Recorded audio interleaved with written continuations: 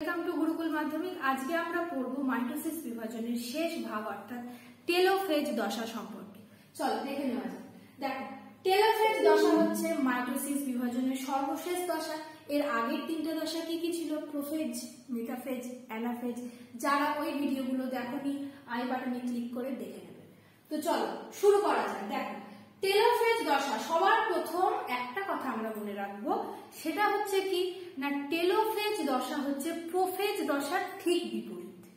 এই প্রশ্নটা মাধ্যমিক পরীক্ষার জন্য ইম্পর্টেন্ট। কি না, প্রোফেজ ও টেলোফেজের পার্থক্য অথবা প্রোফেজ ও টেলোফেজ কিভাবে একে অপরের থেকে আলাদা। ঠিক আছে, তো দেখো শুরু করা যাক। তোমরা আশা করি প্রোফেজ দশাটা বুঝতে পেরেছো। তো প্রোফেজ দশা যদি বোঝো, তো টেলোফেজ দশা হচ্ছে ঠিক তার সম্পূর্ণ বিপরীত। কি বলছে না, এটা নিউক্লিয়াস বিভাজনের চতুর্থ ও সর্বশেষ দশা। তো নিউক্লিয়াস বিভাজন এই কথাটার আরেকটা নাম কি, আমি প্রত্যেকবারের মতো আবার বলছি, এই কথাটা বা অর্থাৎ নিউক্লিয়াস বিভাজনের আরেকটা নাম হচ্ছে কি না, ক্যারিওকাইনেসিস। ক্যারিওকাইনেসিস অর্থাৎ কি না নিউক্লিয়াস বিভাজন। সাইটোকাইনেসিস অর্থাৎ কি না সাইটোপ্লাজম বিভাজন। কারণ মাইটোসিস বিভাজনে যে বিভাজনটা হয় কি হয়, সম আকৃতি সমসংখ্যক ক্রোমোজোম বিশিষ্ট দুটো ক্রোমোজোম বা দুটো অপত্য কোষ তৈরি করে। তো দেখো, এটা নিউক্লিয়াস বিভাজনের চতুর্থ দশা, বুঝতেই পারছো, অর্থাৎ সর্বশেষ দশা। ঠিক আছে, তারপর জিনিসটা দেখো কি বলছে না, ক্রোমোজোম গুলো বিপরীত মেরু প্রান্তে পৌঁছানোর পর আমরা অ্যানাফেজ দশায় কি দেখেছিলাম না, অ্যানাফেজীয় চলন দেখা যায়, একে অপরের দিকে বিকশিত হয়ে দূরের দিকে সরে যেতে থাকে।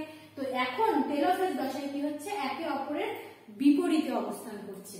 ক্রোমোজোম গুলো বিপরীত মেরু প্রান্তে পৌঁছানোর পর ক্রোমোজোমের যে কুণ্ডলী সেটা খুলে যেতে থাকে। অর্থাৎ দেখো, ক্রোমোজোমটা দেখতে কেমন হয় না, ক্রোমোজোমটা দেখতে হয় এটা, তাই তো। তো অ্যানাফেজ দশায় কি হয়েছিল না, অ্যানাফেজ দশায় এই যে ক্রোমাটিড গুলো সেন্ট্রোমিয়ারকে সাথে নিয়ে অপত্য ক্রোমোজোম গুলো একে অপরের থেকে দূরের দিকে যেতে থাকছিল। তো এবার টেলোফেজ দশায় কি হচ্ছে না, ওই যে ক্রোমোজোম গুলো যেটা ঘনীভবন অবস্থায় ছিল বা ঘন সন্নিবিষ্ট অবস্থায় ছিল, সেটা কি হচ্ছে না, সেটা খুলে যেতে থাকছে। অর্থাৎ ক্রোমোজোম গুলো সরু হয়ে যাচ্ছে এবং সরু হওয়ার ফলে কি না, ক্রোমোজোম গুলো আস্তে আস্তে কিসে পরিণত হচ্ছে না, ক্রোমাটিন জালকে পরিণত হচ্ছে বা নিউক্লিয় জালকে পরিণত হচ্ছে। জালক অর্থাৎ দেখো এই অবস্থায় পরিণত হচ্ছে। কেন না, ক্রোমোজোম গুলো যে ঘন সন্নিবিষ্ট ছিল বা ঘনীভবন অবস্থায় ছিল, অর্থাৎ মোটা মোটা অবস্থায় ছিল, সেগুলো কি হয়ে যাচ্ছে, খুলে যাচ্ছে। খুলে কি হয়ে যাচ্ছে না, সরু হয়ে যাচ্ছে। এই জিনিসটাকে, এই কুণ্ডলী খুলে যেতে থাকে, এটাকে বলা হয় কি না ডিস্পাইরালাইজেশন। ডিস্পাইরালাইজেশন। ঠিক আছে, তোমরা স্পাইরালাইজেশন কি সেটা জেনেছো। তো স্পাইরালাইজেশন কি, যখন একসাথে ঘন সন্নিবিষ্ট হয়। আর ডিস্পাইরালাইজেশন কি না, যখন কুণ্ডলীগুলো খুলে খুলে খুলে খুলে সরু সুতোর মতো জালকে অবস্থান করে, তাকে বলা হচ্ছে কি না ডিস্পাইরালাইজেশন। ঠিক আছে, তাকে বলা হচ্ছে কি না ডিস্পাইরালাইজেশন। দেখো, এবং ঘনীভবন কমে যায়, তার মানে কি ঘন সন্নিবিষ্ট অবস্থাটা কমে যাচ্ছে, অর্থাৎ সরু সরু হয়ে যাচ্ছে এবং অপত্য ক্রোমোজোম গুলো দীর্ঘ ও সরু হয়। এরপরে মেন আরেকটা জিনিস কি না, বেম তন্তুগুলো বিলুপ্ত হয়। আমরা দেখেছি মেটাফেজ দশায় কি হয় না, বেম তন্তু গঠিত হয়। ঠিক আছে, আর এই দশায় কি দেখবো না, বেম তন্তুগুলো অর্থাৎ এই যে সেন্ট্রিওল সাথে নিয়ে অ্যাস্ট্রাল রশ্মিগুলো আস্তে আস্তে কি হতে থাকে না, বিলুপ্ত হতে থাকে, অর্থাৎ বেম তন্তুগুলো চলে যেতে থাকে। কারণ প্রোফেজ দশায় তো আমরা দেখেছিলাম প্রোফেজের শেষে অর্থাৎ লেট প্রোফেজে বা আর্লি মেটাফেজ অর্থাৎ প্রোফেজ দশার শেষ বা মেটাফেজ দশার শুরু তো একই, সেখানে আমরা কি দেখেছি না বেম তন্তুর আবির্ভাব ঘটছে। তাহলে টেলোফেজ দশা হচ্ছে প্রোফেজের ঠিক বিপরীত দশা, সেখানে কি দেখবো না বেম তন্তুগুলো বিলুপ্ত হয়ে যাচ্ছে। পরের পয়েন্টটা দেখো, এই পয়েন্টটা কিন্তু খুব ইম্পর্টেন্ট। কি না, প্রাণী কোষের বিষুব অঞ্চলে ইন্টারজোনাল তন্তুগুলো স্টিম বডি গঠন করে। সেটা জিনিসটা কি, দেখো আমরা যখন অ্যানাফেজ করেছিলাম আমরা কি দেখেছি না, বিষুব অঞ্চল বলতে মাঝামাঝি নিরক্ষীয় অঞ্চল যেটাকে বোঝানো হচ্ছে। ঠিক আছে, আর ইন্টারজোনাল তন্তু কি না, ইন্টারজোনাল তন্তু হচ্ছে এই যে এই জিনিসটা, এই যে মাঝের যে অংশটা, অর্থাৎ ক্রোমোজোম গুলো একে অপরের থেকে আলাদা হয়ে যাচ্ছে, এই যে মাঝের যে জায়গাটা, মাঝের যে গ্যাপটা, সেটা হচ্ছে কি না ইন্টারজোনাল তন্তু। তো পরপর ওই রকম ইন্টারজোনাল তন্তুগুলো একসাথে যুক্ত হতে থেকে কি তৈরি করছে না স্টেম বডি গঠন করছে। কাদের দেহে না প্রাণী কোষের ক্ষেত্রে। ঠিক আছে, দেখো প্রাণী কোষের বিষুব অঞ্চলে ইন্টারজোনাল তন্তুগুলি স্টেম বডি গঠন করে। তোমাদের এটাও প্রশ্ন আসতে পারে যে স্টেম বডি কখন গঠন হয় বা স্টেম বডি কিভাবে গঠিত হয়। তো স্টেম বডি কখন গঠন হয় না প্রথম টেলোফেজ দশাতে স্টেম বডি গঠন হয়। এবং স্টেম বডি কি না এই যে প্রাণী কোষের বিষুব অঞ্চলে যে ইন্টারজোনাল তন্তুগুলো একসাথে মিলে মিলে যে অংশ তৈরি করে, যে বডি তৈরি করে, সেটাকে বলা হচ্ছে কি না স্টেম বডি। এরপরে দেখো কি বলছে না উভয় প্রান্তের ক্রোমোজোম গুলোকে ঘিরে নিউক্লিয় পর্দার আবির্ভাব ঘটে। আমরা প্রোফেজ দশায় দেখেছিলাম যে নিউক্লিয় পর্দা, নিউক্লিয় লাস এগুলোর কি হচ্ছিল না অবলুপ্তি ঘটছিল। আচ্ছা, এরপর এই দশায় কি হচ্ছে না নিউক্লিয় পর্দা কিন্তু পুনরায় আবির্ভাব হচ্ছে। ঠিক আছে, নিউক্লিয় পর্দার পুনরাবির্ভাব ঘটছে।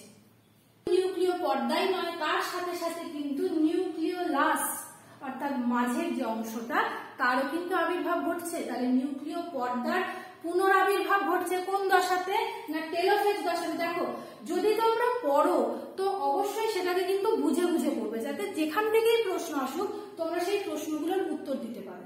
তো কোন দশাতে পুনরাবির্ভাব ঘটে নিউক্লিয় পর্দা ও নিউক্লিয় লাসের না টেলোফেজ দশায়। নিউক্লিয় পর্দা নিউক্লিয় লাস চলে যেতে থাকে কোন দশাতে অর্থাৎ বিলুপ্ত হতে থাকে কোন দশাতে না প্রোফেজ দশার শেষের দিকে বা প্রোফেজ দশায়।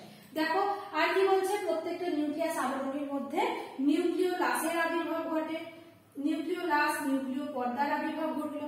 ঠিক আছে, তো দেখো আরেকটা জিনিস তোমাদের বলি, তোমরা যখন সাইটোকাইনেসিস পড়বে অর্থাৎ সাইটোপ্লাজম বিভাজন সেখানেও বলবো যে শুধুমাত্র যে নিউক্লিয় পর্দা নিউক্লিয় লাস সেটাই নয়, তার সাথে বিভিন্ন কোষীয় অঙ্গাণুগুলো কিন্তু আবার ফিরে আসে। শুধু কোষীয় অঙ্গাণুগুলোই নয়, জলও আবার ফিরে আসে। আমরা প্রোফেজ দশায় দেখেছি যে জল বিয়োজন ঘটছিল অর্থাৎ জল ডিলিট হয়ে যাচ্ছে, চলে যাচ্ছে।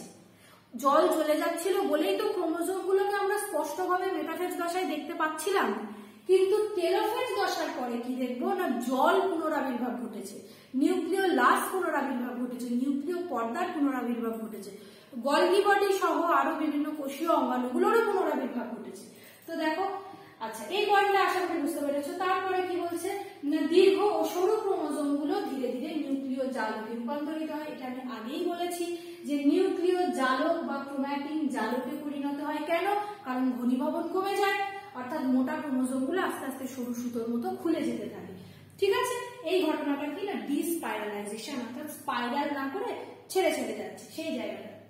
আচ্ছা লাস্ট পয়েন্টটা কি না এই দশার শেষে দুটি অপত্য নিউক্লিয়াস গঠিত হয়। ছবি রাখো, দুটো অপত্য নিউক্লিয়াসের বডি গঠিত হয়েছে। তার মধ্যে কি আছে নিউক্লিয় পর্দা আছে, নিউক্লিয় জালক আছে, নিউক্লিয় লাস আছে। তাহলে যখন এত কিছু আছে আর নিউক্লিয় প্লাজম আছে, কারণ কি না জল আসছে। প্লাজম সাইটোপ্লাজম নিউক্লিয় প্লাজম এগুলো কি জলীয় অংশ। তার মানে নিউক্লিয়াসের আবির্ভাব ঘটছে অর্থাৎ নিউক্লিয়াসের আবির্ভাব বলা ভুল, দুটো অপত্য নিউক্লিয়াস তৈরি হচ্ছে, দুটো অপত্য নিউক্লিয়াস তৈরি হচ্ছে। আচ্ছা এই যে তোমরা এই গঠনটা দেখছো ক্লিভেজের মতো গঠন, সেই জিনিসটা আমরা সাইটোকাইনেসিসে গিয়ে পড়বো যে প্রাণী কোষে টেলোফেজ সাইটোকাইনেসিসের ক্ষেত্রে কি হয় না বাইরে থেকে ভেতরের দিকে কোষ বিভাজন হতে থাকে। অর্থাৎ এই কারণে কি হয় এই ক্লিভেজের মতো গঠন অর্থাৎ গঠনটা ঠিক এইরকম হয়। দেখো গঠনটা ঠিক এইরকম হয়। ঠিক আছে, দেখো বাইরে থেকে ভেতরের দিকে কোষ বিভাজন হয়, তাই জন্য ঠিক গঠনটা এরকম হয়। তোমরা দেখে নাও, তোমরা একটা স্ক্রিনশট নিয়ে নাও। দেখো এই লেখাটা কিন্তু আলটিমেট, এই লেখাটা যদি কেউ লিখতে পারো পরীক্ষাতে তো নম্বর নিয়ে কোনো টেনশন নেই, একদম ফুল মার্কস যা থাকবে তাই পাবে। আর ছবিটা প্রাণী কোষের, এই ছবিটা কিন্তু সবাই দেওয়ার চেষ্টা করবে। ঠিক আছে, প্রাণী কোষ বা উদ্ভিদ কোষ, প্রাণী কোষটা দিলেই ভালো হয়। তো তোমরা অবশ্যই ছবিটা দেওয়ার চেষ্টা করবে। তোমরা জিনিসটার একটা স্ক্রিনশট করে নাও। দেখা হচ্ছে পরের ক্লাসে।